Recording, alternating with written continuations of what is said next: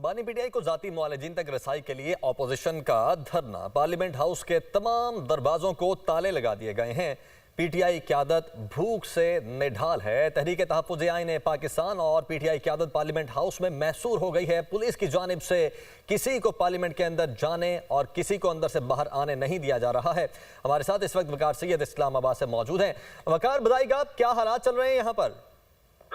دیکھیں، پاکستان تحریک انصاف اور اپوزیشن کی جو دیگر ان کے اتحادی جماعتیں ہیں، ان کا دھرنا دوسرے روز میں جو ہے وہ داخل ہو گیا ہے، اور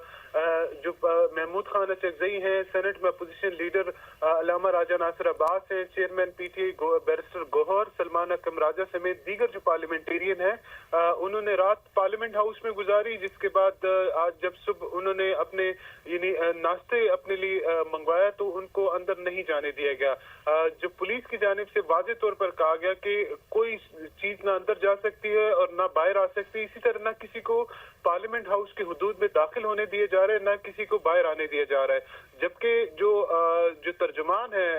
اپوزیشن الائنس کے، ان کے مطابق اس میں جیسے سینیٹر فلک ناز چترالی ہے، ان کی طبیعت خاصی ناساز ہے، اور ان کو رات گئے انہوں نے ریکویسٹ کی کہ ان کو کسی بھی طریقے سے جو ہے وہ ہاسپٹل منتقل کیا جائے۔ تاہم جو موقع پر پولیس اہلکار تھے، ان کی جانب سے معذرت کی گئی ہے، ان کو کہا گیا کہ انہیں کسی قسم کی بھی اس طرح کی رعایت دینے کی جو ہے وہ اجازت نہیں ہے۔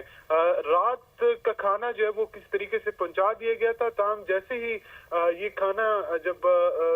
وائرل ہوا سوشل میڈیا پر، تو اس کے بعد جو اعلیٰ افسران تھے وہ بھی وہیں پہ پارلیمنٹ ہاؤس پہنچے تھے، اور ان کی جانب سے دوبارہ سخت ہدایات جاری کی گئی تھی کہ کسی قسم کی بھی جو ہے وہ کھانے پینے کی اشیاء کی اجازت نہیں دی جا رہی۔ جبکہ جو